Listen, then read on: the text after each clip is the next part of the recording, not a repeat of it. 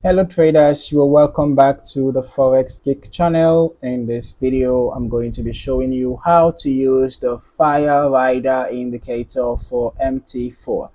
You can just check the link in the description below to download the Fire Rider indicator for MT4. After doing that, extract the file, okay, decompress the folder and then remove the ex4 or mql4 source file as the case may be, and then paste it in your indicators folder for mt4, after which you should head back to your navigator and refresh. Having done that, you will find the Fire Rider indicator. If you don't see the indicator here, then you should restart your terminal. After doing that, you should see it. Okay, just drag and drop.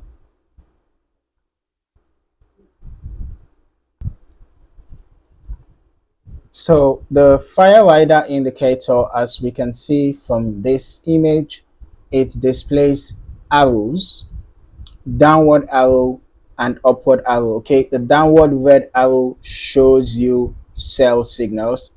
The upward blue arrows show you buy signals. Okay, so it's very straightforward.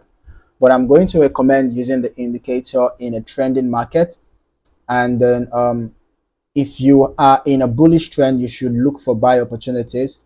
If you are in a bearish trend, you should look for sell opportunities. Okay, that's to be on the safer side, right? You don't want to trade against the trend. Okay, and ensure to employ proper risk management. Do not trade with an amount you can't afford to lose, and make sure that you do not over leverage as well, okay, to be on the safer side. All right, if you're not yet subscribed to this channel, you might want to do that now, and don't forget to turn on your notifications so that you do not miss out on more valuable trading content like this. In the meantime, thank you for watching, and I look forward to seeing you in the next video. Happy trading.